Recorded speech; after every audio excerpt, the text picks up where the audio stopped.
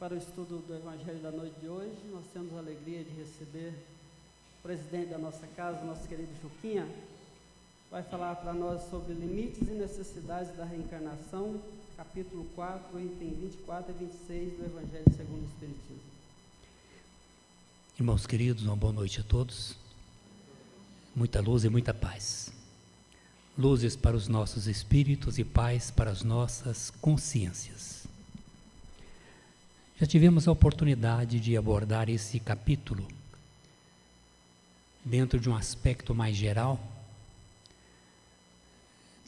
tentando demonstrar que a casa do Pai não é tão somente um mundo físico ou um mundo espiritual, uma colônia espiritual, mas, sobretudo, uma condição interna da criatura.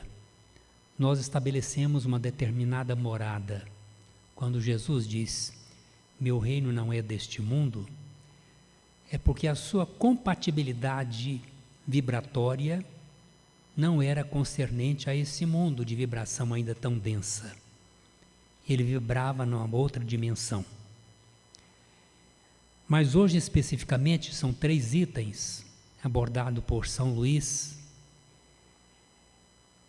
nas instruções dos Espíritos, em que nós vamos ter a oportunidade de estudar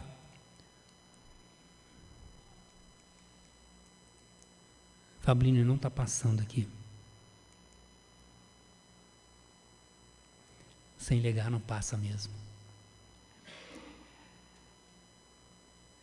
A questão 24 nos faz levar algumas reflexões. Quais os limites da reencarnação? Qual seria o nosso entendimento, a nossa resposta a esta pergunta?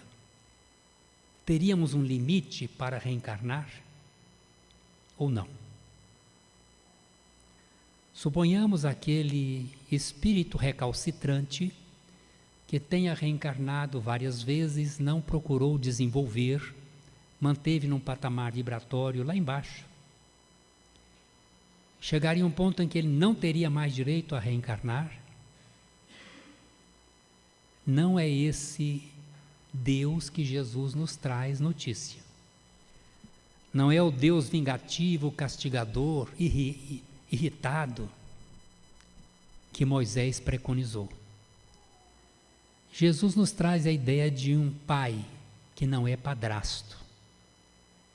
Então, a rigor, se nós considerarmos que há limite na encarnação, nós estaríamos adequando esse pensamento à ideia de uma pena eterna. Não compreenderíamos a justiça de Deus, porque Ele quer que todos nós, um dia, cheguemos à condição de espíritos perfeitos. E na sua pedagogia extraordinária, ele mostra de forma muito simples na parábola da ovelha perdida, quando ele nos diz que um pastor estava a pastorear um grande rebanho. De repente ele sente a falta de uma ovelha. O que ele faz? Deixa o rebanho em lugar seguro e vai atrás da ovelha perdida. Nos evangelhos de Mateus e João, Jesus diz textualmente, meu Pai não quer que nenhuma de suas ovelhas a mim confiada se perca, esclarecendo a parábola. E não há exceção na regra divina, é nenhuma mesmo. Nenhum de nós se perderá. Por uma razão muito simples, Deus não nos fez do nada. Ele nos fez da sua luminosa essência divina, que é amor. Então, nós podemos estar mal no nosso fazer, mas em essência somos bons, porque trazemos a essência divina. Então, todo o nosso processo evolutivo consiste em nós tentarmos essencializar a nossa existência, ou seja, fazer com que minha essência divina se manifeste no meu fazer. Essa é a proposta de evolução de todos nós. Então, por essas reflexões, nós poderíamos responder que não há limites para a encarnação. Mas é necessário fazer uma pequena diferenciação em o que seja encarnação e reencarnação. A encarnação é quando nós assumimos um corpo físico, um corpo de carne, como o próprio nome indica. Kardec foi extremamente zeloso na escolha da nomenclatura para demonstrar efetivamente o que ela representa. Por exemplo, dizia-se antigamente, um médium de incorporação. Kardec diz, médium psicofônico, porque a comunicação é psíquica. Ele capta a mente, o pensamento da entidade e a transmite. Incorporação poderia ter a ideia de que o espírito entra no corpo de outra pessoa, e não é o que acontece. Naquele filme Ghost tem uma cena nesse aspecto.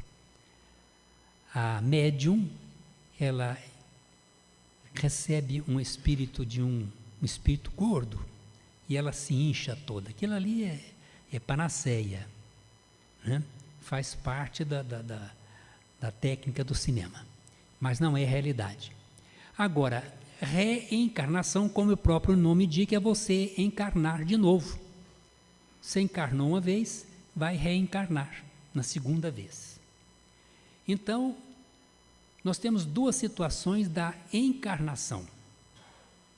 A primeira delas, quando você encarna pela primeira vez.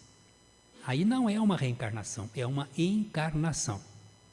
Você, por primeira vez, está recebendo um vaso físico.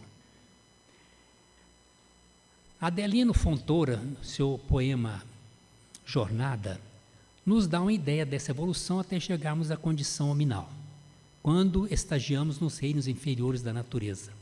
Diz ele, fui átomo vibrando entre as forças do espaço, devorando amplidões em longa e ansiosa espera. Partícula pousei, encarcerado eu era, infusório do mar em montões de sargaços. Por séculos fui planta em movimento escasso. Sofri no inverno rude, amei na primavera. Depois fui animal e no instinto da fera achei a inteligência e avancei passo a passo. Guardei por muito tempo a expressão dos gorilas, pondo mais fé nas mãos e mais luz nas pupilas, a lutar e a chorar até então compreendê-las. Hoje, homem que sou, pelo foro divino, vivo de corpo em corpo a forjar o destino que me leve a transpor o clarão das estrelas. Então nos mostra que, quando nos reinos inferiores da natureza, nós agíamos no máximo por instinto, éramos praticamente teleguiados pela espiritualidade. Na condição hominal, fomos dotados de um raciocínio lógico que nos permite inteligência, conhecimento, discernimento, e de quebra nos foi dado o livre-arbítrio, a liberdade. Gente, essa liberdade tem um peso, porque aí você passa a ser responsável por si mesmo. Nós agora somos os construtores do nosso destino. Não posso pôr culpa em ninguém. Somente eu posso evoluir. Ninguém vai me fazer evoluir. Porque somente a experiência é que vai me dar essa condição. É o que Jesus ensina também na parábola do filho pródigo. As parábolas, segundo Emmanuel, as parábolas do Evangelho, são como sementes divinas, que desabrochariam mais tarde em frondosas árvores de misericórdia e sabedoria. Então, à medida que a humanidade vai crescendo em entendimento, começa a perceber o simbolizado do símbolo que é a parábola. Trazem verdades profundas. Então, nós entramos na condição hominal. Fomos aquinhoados com essas faculdades. Daí para frente, a responsabilidade é nossa. Então, nós tivemos a primeira encarnação. Agora, quando a uma encarnação que não seja a primeira experiência terrena. Qual seria essa segunda possibilidade? É quando espíritos que não necessitam mais reencarnar, espíritos de outras esferas, vêm ao nosso plano como missionários. Foi o caso específico de Jesus. Então Jesus não reencarnou. Jesus fez uma encarnação no nosso plano terreno. E assim outros grandes avatares que trazem a responsabilidade de ajudar a humanidade a ir para a frente e para o alto. Então, não há limites à encarnação. Somente assim nós podemos compreender a justiça divina. É o Deus que é Pai, que nos dá quantas oportunidades nós necessitarmos para alcançarmos o nosso objetivo. Na parábola do filho pródigo, qual é a reação do pai quando o filho retorna? Ele corre ao seu encontro, manda que se lhe coloquem as sandálias, a manta e o anel, que era a representatividade da filiação. Tudo simbólico. Esse retorno à casa do Pai significa exatamente a nossa determinação interna de termos algo que é a coisa mais extraordinária que pode acontecer conosco, como diz Huberto Roden, grande filósofo espiritualista. Ele diz que a coisa mais extraordinária que pode acontecer com a criatura neste universo é ele ter a graça de uma grande, de uma vasta, de uma profunda compreensão de si mesmo, do Deus nele, do Cristo interno. Autoconhecimento. Já dizia Sócrates há quase 500 anos antes de Cristo. Conhece-te a ti mesmo. Frase que ele fez a leitura dela no frontispício do oráculo de Delfos. Esta frase não é de Sócrates, mas ele, com sua autoridade moral, intelectual, filosófica, deu valor substancial a essa expressão. Mas então é o início do nosso crescimento espiritual propriamente dito. É o retorno à casa do Pai. É você identificar a centelha divina em você. Você ter autoconhecimento. A partir daí, nós nos transformamos. Há em nós uma verdadeira metanoia, uma transmentalização. Nós vamos além da mente, encontramos a razão. Então, há necessidade de termos quantas oportunidades forem necessárias para adquirirmos esta condição de espíritos puros. O corpo é apropriado à natureza do mundo que vai habitar.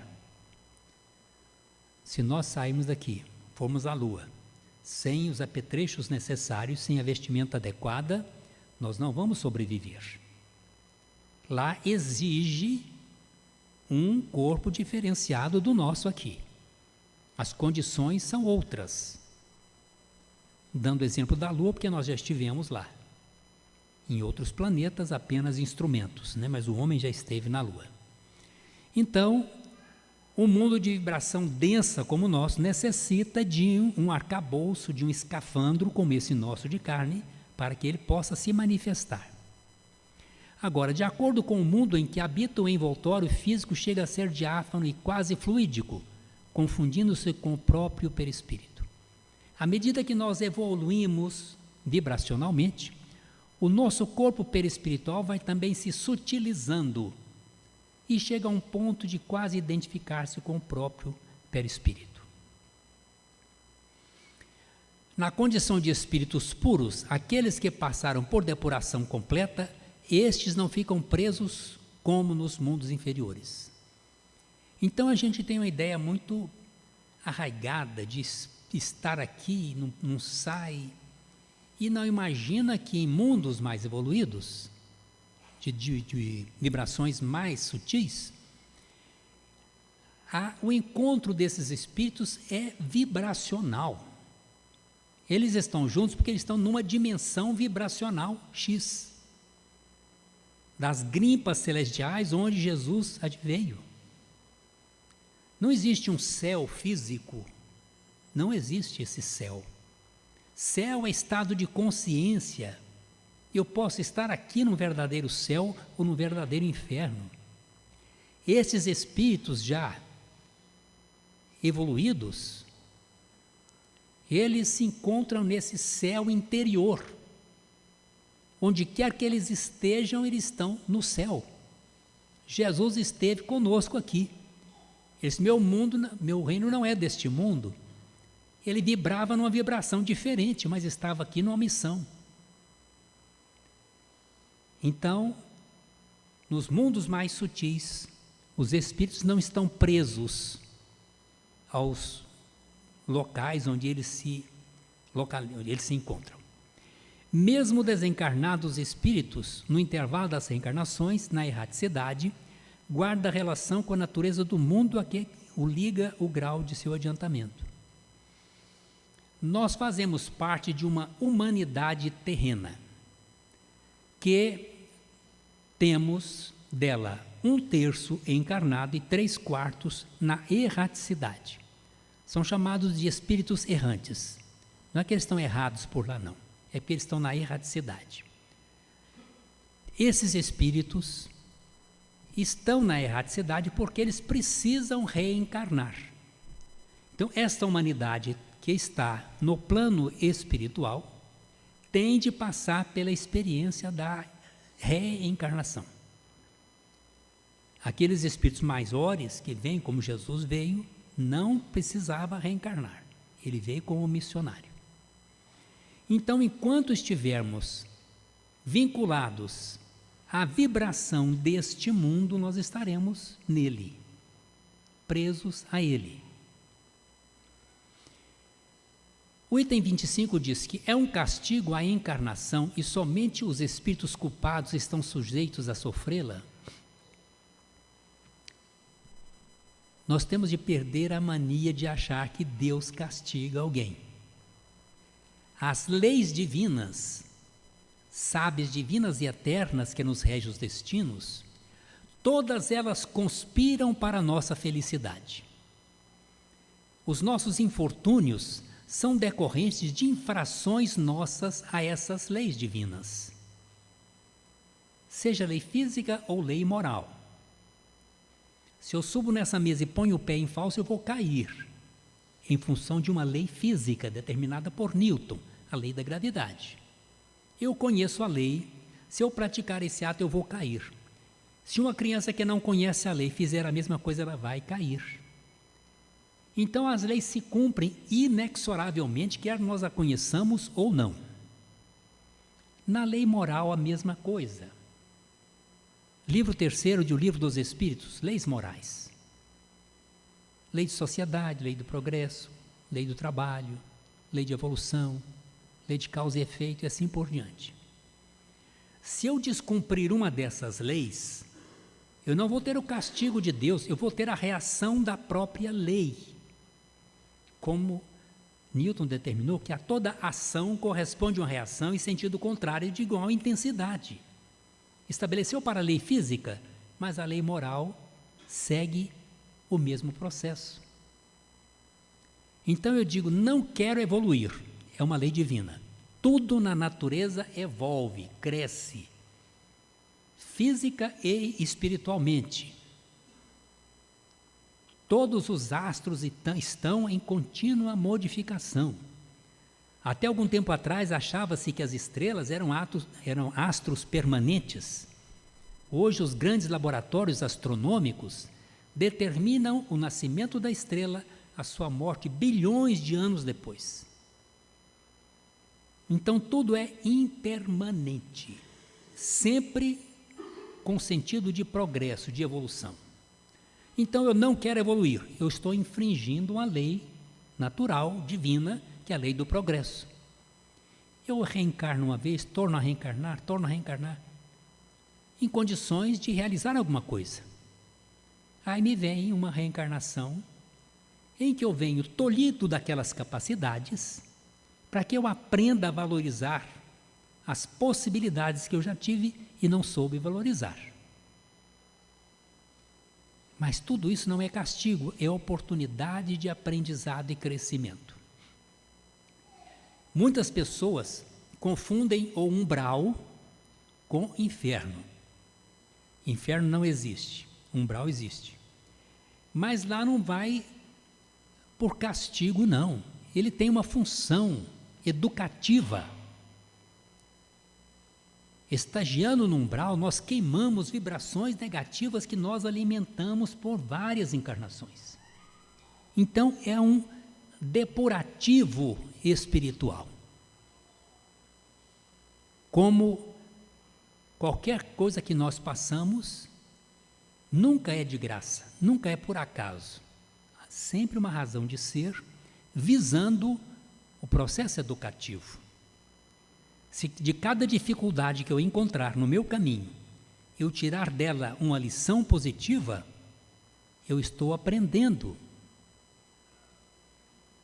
E entendendo a lei de causa e efeito, eu sei que hoje eu estou tendo a oportunidade abençoada de me redimir, de me reharmonizar diante das leis divinas.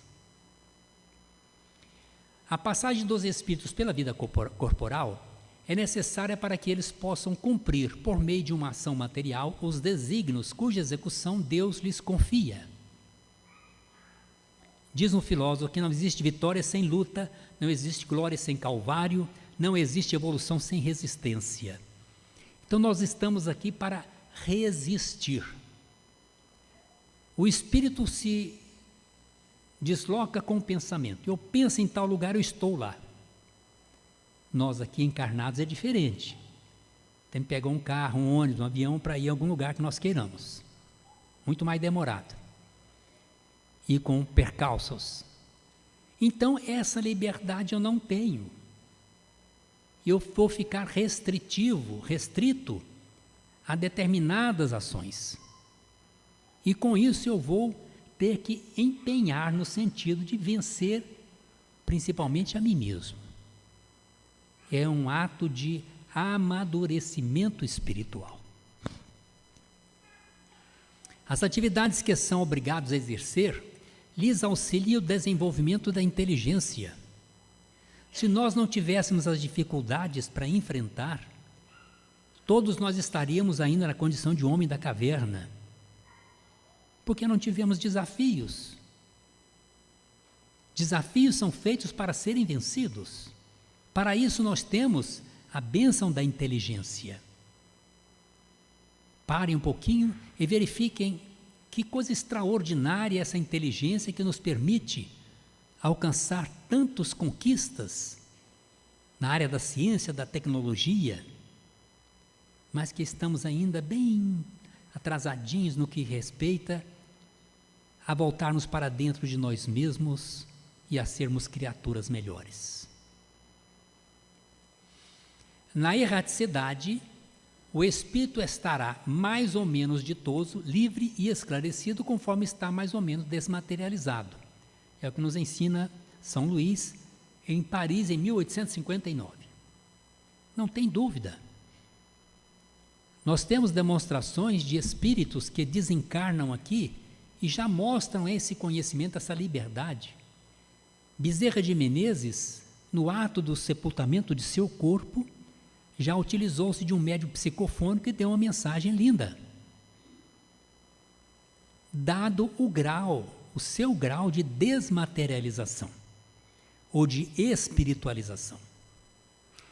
Na questão 115 do Livro dos Espíritos, os Espíritos nos dizem que Deus nos criou simples e ignorantes. Ignorantes no sentido da falta do conhecimento, para que nós, através do próprio esforço, pudéssemos ir galgando paulatinamente as nossas conquistas. Dizem que Deus não tem pressa porque Ele tem para com Ele a eternidade.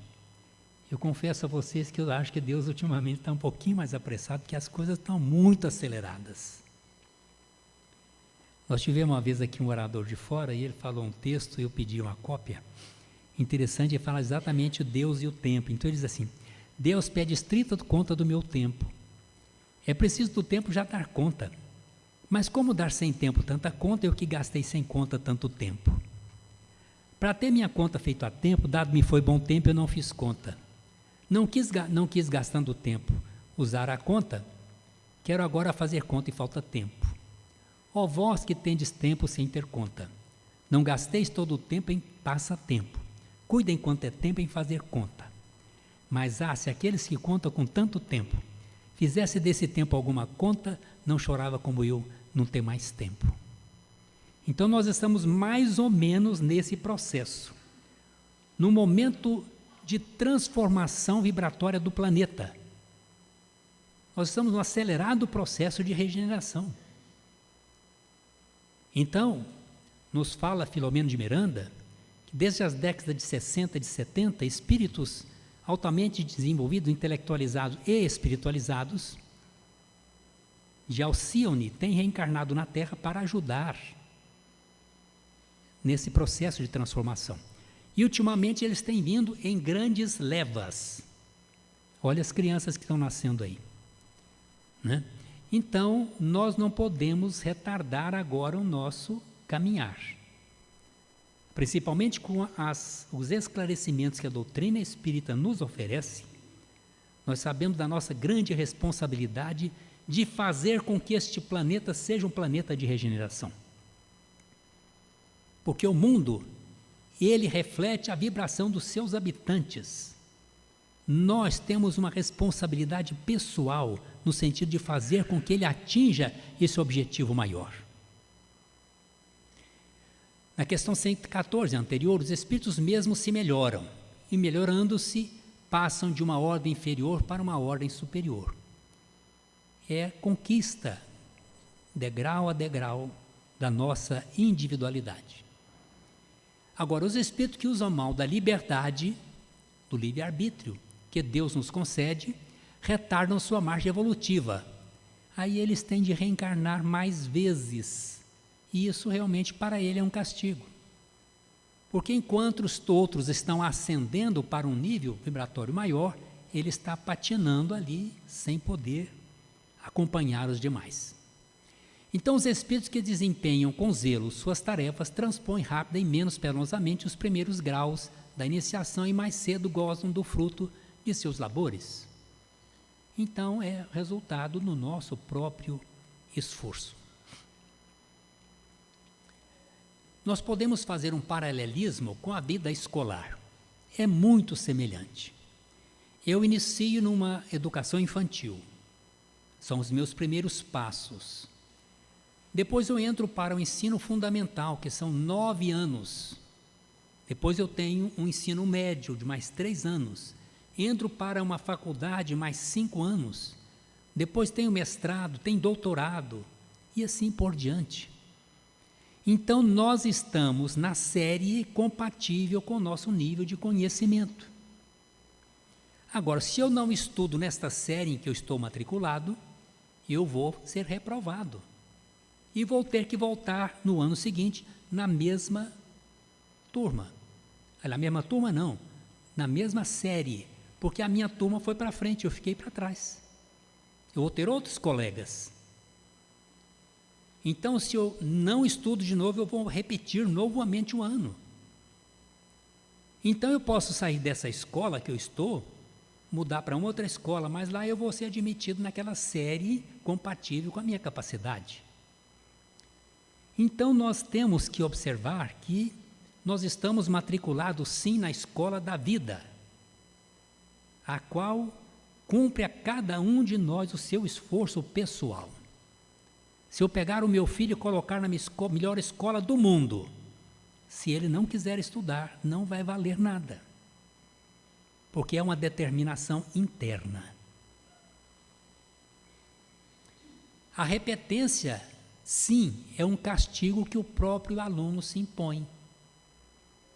Ninguém tem culpa dele não ter ido para frente. É porque ele não estudou.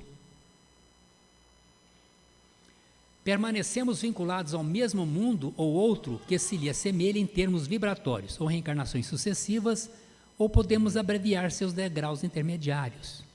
Depende de cada um o seu esforço pessoal no sentido de andar mais rápido ou menos rápido. Tem essa pergunta: não podem os espíritos encarnar uma única vez em determinado mundo e preencher as outras séries, vamos assim dizer, em esferas diferentes? Eu não posso sair do terceiro ano fundamental e querer desenvolver o conteúdo que eu tenho que aprender lá no ensino médio, porque lá a matéria é diferente. E nós sabemos que quando a pessoa não tem base, ele tem uma dificuldade enorme nas séries seguintes. Então eu tenho de seguir dentro da mesma escola até atingir o nível que ela me oferece. Quando nós atingirmos o nível de conhecimento e de transformação moral que a Terra nos enseja, nós será desnecessário reencarnar na Terra. Nós teremos acesso a mundos mais evoluídos. Só seria admissível se na Terra todos os homens estivessem no mesmo nível intelectual ou moral. Então, é o da escola, quer dizer, que será que quem está fazendo ensino médio tem a mesma formação, a mesma cultura que eu tenho? Não. Se todos fossem iguais, sim. Mas nós sabemos a diferenciação que tem um selvagem para um homem civilizado. Ele tem de galgar toda essa escala de conhecimento para chegar ao nível em que eu estou. Além do mais, quis Deus que, reencarnando no mesmo globo, isso é extraordinariamente importante. Está no final do texto. Além do mais, quis Deus que, reencarnando no mesmo globo, os mesmos espíritos, se pondo novamente em contato, tivessem o ensejo de reparar seus danos recíprocos. Quem leu o primeiro livro da Zíbia Gasparetto, Laços Eternos, vê claramente essa noção, a repetição das famílias. Então acontece muito comumente a repetição do núcleo familiar. Então, por meio de suas relações anteriores, viabilizar a base espiritual dos laços de família e apoiar numa lei natural os princípios da solidariedade, de fraternidade e de igualdade.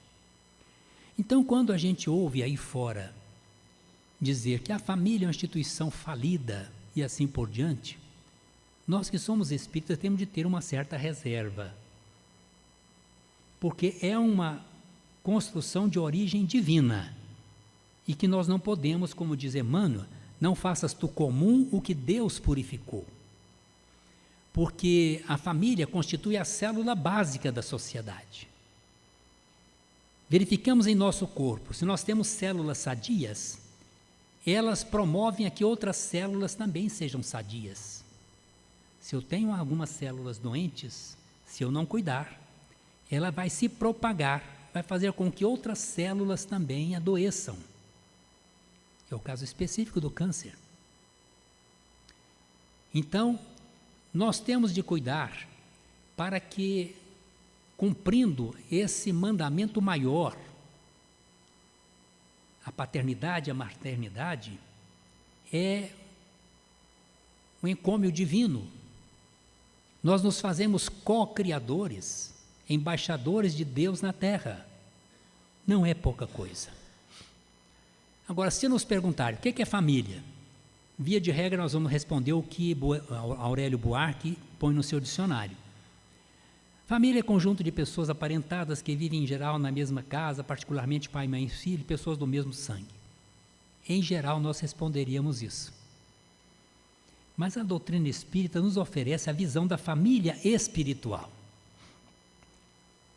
Então Emmanuel, em O Consolador, nos diz que a família é a instituição terrena mais importante, não é uma das mais importantes, é a instituição mais importante na face da Terra e tem como finalidade a educação e a regeneração do ser. A educação, que nós falamos aqui, não é a instrução tão somente, mas a educação integral, o saber e o amor que nos permitem ter sabedoria. A escola instrui, o lar educa. Então nós temos que desenvolver o intelecto, sim, mas temos também que desenvolver o sentimento. As duas grandes asas que nos farão subir ou ter voos mais altos. E ele nos diz ainda que é o Instituto Doméstico, uma organização de origem divina, em cujo seio encontramos os instrumentos necessários ao nosso próprio aprimoramento para a edificação de um mundo melhor. Então, constituindo a família, nós estamos colaborando de forma positiva, efetiva, para a construção de um mundo melhor. Porque toda comunidade é constituída de família. E se eu constituo uma família equilibrada, dentro de princípios morais, eu estou, pelo exemplo, melhorando a comunidade em que eu vivo. Fala-nos Albert Schweitzer, um grande missionário evangélico, que o exemplo não é a melhor maneira de convencer, é a única. Ele diz finalmente que o lar é do candário valioso da alma. E ele faz uma diferenciação entre o que seja parentela e família. Para ele, parentela é o cadinho de lutas por vezes acerbas, difíceis, em que devemos diluir as impressões dos sentimentos, fundindo-os na liga divina do amor para a eternidade. Nós grifamos aquela parte ali. Diluir as impressões dos sentimentos. O que significa isso? Já falamos que Deus nos constituiu da sua essência divina, que é amor. Então, todo sentimento que não seja compatível com o amor, nós temos que ir diluindo os sentimentos, as impressões dos sentimentos. Sentimentos menos felizes, ódio, raiva, mágoa, orgulho, vaidade, não fazem parte da nossa essência.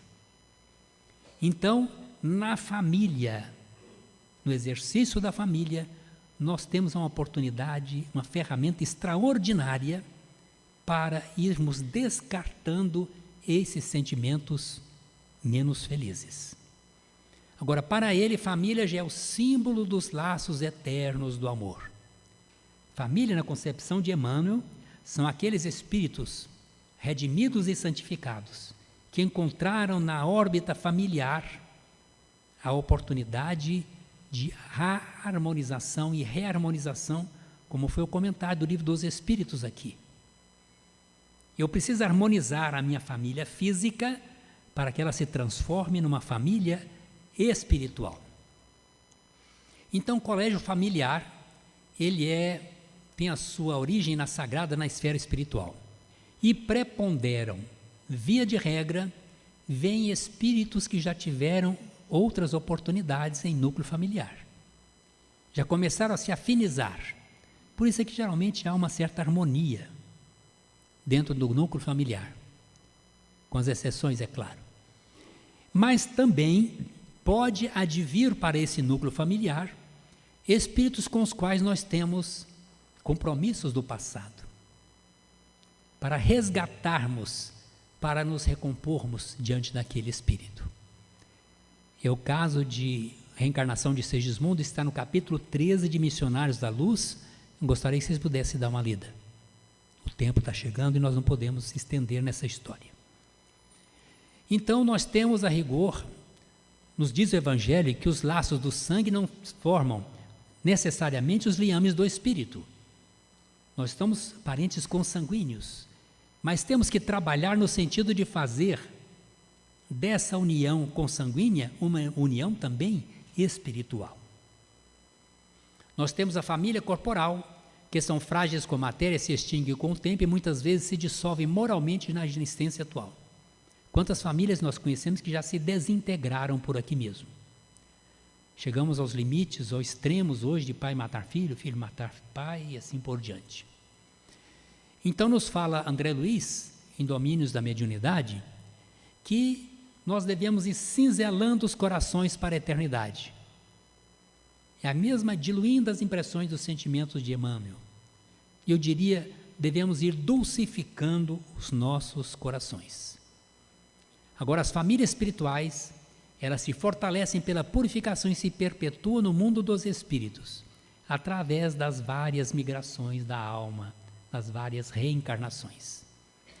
E os espíritos formam no espaço grupo ou famílias unidos pela afeição, pela simpatia e pela semelhança de inclinações. Aqui é a resposta do Livro dos Espíritos. Se nós guardamos esses quesitos aqui, soubemos fazer da nossa família física também uma família espiritual. Aí, preocupado, será que eu vou encontrar meu filho, meu pai, minha mãe? Às vezes, eu feito cão e gato aqui, não vai encontrar lá de jeito nenhum. Estão em níveis vibratórios completamente diferentes. E Deus, na sua sabedoria infinita, ao imaginar a criação do colégio familiar, o fez estruturar sobre duas colunas mestras, o homem e a mulher, dando a cada um desses seres condições especialíssimas para que, se unindo, pudessem se completar e se harmonizar. Victor Hugo, grande poeta francês, assimilando a grandeza dessa construção divina, estabelece no seu poema O Homem e a Mulher, nos mostrando essas condições de um e de outro que, se unindo, chegam realmente à condição de estruturação da família. Então diz ele, o homem é a mais elevada das criaturas, a mulher, o mais sublime dos ideais. Deus fez para o homem um trono, para a mulher um altar. O trono exalta, o altar santifica. O homem é o cérebro, a mulher o coração. O cérebro fabrica a luz, o coração produz o amor. A luz fecunda, o amor ressuscita. O homem é gênio, a mulher anjo. O gênio é incomensurável, o anjo indefinível. Contempla-se o inefável, admira-se o infinito. A aspiração maior do homem é glória, da mulher virtude extrema. A glória faz o grande, a virtude faz o divino. O homem é forte pela razão, a mulher é invencível pelas lágrimas. A razão convence, as lágrimas comovem. O homem pensa, a mulher sonha. Pensar é ter no crânio uma larva, sonhar é ter na fronte uma aura. O homem é a águia que voa, a mulher o roxinol que canta. Voar é dominar o espaço, cantar é conquistar a alma. O homem é mar, a mulher lago. O mar tem pérola que adorna, o lago a poesia que deslumbra. O homem é um templo, a mulher um sacrário. Ante o templo nos descobrimos, ante o altar nos ajoelhamos. O homem tem um fanal, a consciência. A mulher tem uma estrela, a esperança. O fanal guia, a esperança salva. Enfim, o homem está colocado onde termina a terra, a mulher onde começa o céu. Muita paz.